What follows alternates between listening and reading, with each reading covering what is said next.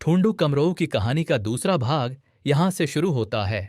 सींगा नाम के रोचेयाण ने अपने घर शालना में माघ के महीने में दावत बुलाई और पूरे गांव के लोगों को दावत में अपने घर बुलाया। तब रात का खाना खाने के बाद मुजरा लगवाने की तैयारी हुई।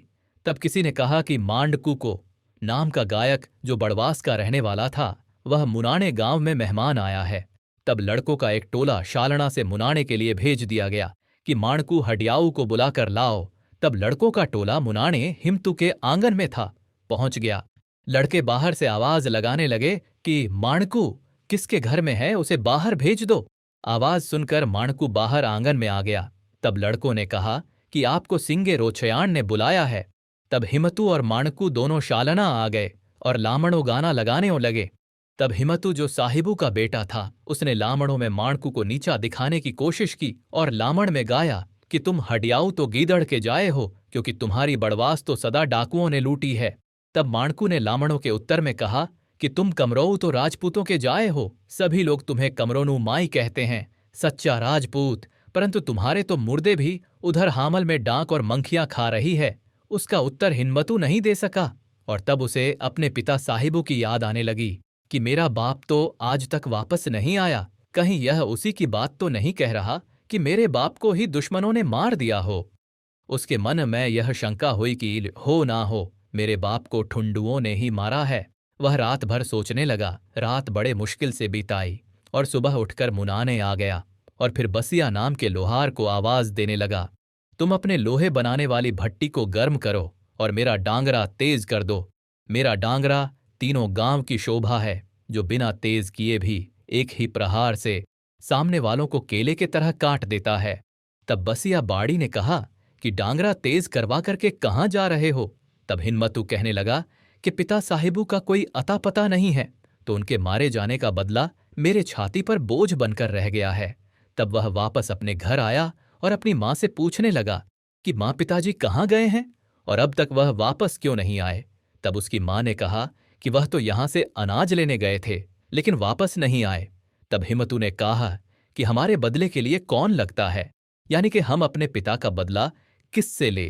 तब उसकी माँ ने उत्तर दिया, या तो पुंद्रोऊ राजपूत या फिर ठूंडू ठाकुर, इन दोनों में से कोई एक को मारकर तुम्हारे बाप का बदला पूरा हो सकता है। तब हिम्मतू ने सोचा कि पुंद्रोऊ राजपूत को छेड़ना गलत होगा, क्योंकि यह यहाँ काफी बड़ी संख्या में रहते हैं। इनका गांव भी बड़ा है, तो दुश्मनी और ज्यादा बढ़ जाएगी। ठुंडुओं का यहाँ केवल एक ही घर है, इसीलिए इन्हीं के एक व्यक्ति को मार देता हूं तो कोई पता भी ना चले और मेरा बदला भी पूरा हो जाएगा। तब वह अपने भाई कालिया को लेकर आधी रात को घर से चल पड़ा और जाजला नाम की सैर में पहुंच गया, जहां पर सबला नाम के ठुंडू का परिवार रहता था। असल में वह कांडी गांव का रहने वाला था और वह दोगरी में रहता था। चलते चलते दोनों भाई कोफर लानी पहुंचे। तब तक रात खुल गई। हिम्मतू ने कालिया को वापस घर भेज दिया और खुद जांजले पहुंच गया। सबला के आंगन में पहुंचकर हिम्मतू मैं आवाज लगाई कि सबला कहाँ हो, बाहर आंगन में आओ। तब सबला बाहर आंगन में आ गया और हिम्मतू को राम राम कही कुशल पूछने के बाद सबला ने कहा, कहो मित्र, कैसे आना हुआ? तब हिम्मतू कहने लगा कि तुम्हारा बाप हमारे से कोदा चोलाई लेकर आया था, परंतु वापस नहीं, कि मैं उसे लेने आया हूं। तब सबला बाहर से अंदर चला गया और अपनी मां से पूछने लगा कि मां, क्या सच में पिताजी ने हिम्मतू से कोदा चोलाई उधार लाई है? तब साबला की मां ने कहा कि हमने कभी हिम्मतू से अनाज उधार नहीं लिया, हम तो अपना अनाज भी परे को बेचते हैं, तो हम इससे अनाज उधार क्यों लेंगे? हम कभी गरीब नहीं थे और हिम्मतू कभी साहूकार नहीं था। तब सबला बाहर आंगन में आया और हिम्मतू से कहने लगा कि मित्र, पानी पी लो और खाना खा लो, लेकिन हमने कभी तुमसे अनाज उधार नहीं लिया। यदि उधार लिया होता तो मां को पता जरूर होता, इसलिए खाना खाओ और घर चले जाओ।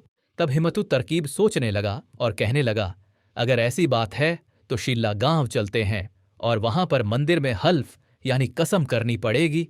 तब सबला ने कहा, सच्चाई से कैसा डर, मैं हल्फ करने को तैयार हूं। फिर दोनों शीला गांव के लिए चल पड़े। शीला गांव के नीचे एक पानी की बावड़ी थी। जब वह दोनों वहां पहुंचे तब हिम्मतू कहने लगा कि मंदिर में जाना है तो यहीं से नहा धोकर चलते हैं। सबला ठुंडू बहुत भोला था। वह हिम्मतू के छलावे में आ गया और अपने कपड़े उतारने लगा। कपड़े उतारने के बाद दोनों हाथों से पानी जैसे ही उसने अपने मुंह पर फेंका, हिम्मतू ने पीछे से उसकी गर्दन में डांगरे का प्रहार कर दिया और निर्दोष सबला का सिर गर्दन से अलग कर दिया। और तब हिम्मतू नाचने लगा और कहने लगा कि सबला, तू ऊपर जा रहा है, मेरे बाप से कहना कि तुम्हारे बेटे ने तुम्हारा बदला ले लिया है। यह था इस कहानी का भाग 2। भाग 3 आगे आपको सुनाऊंगा। कृपया मेरे चैनल को सब्सक्राइब जरूर करें।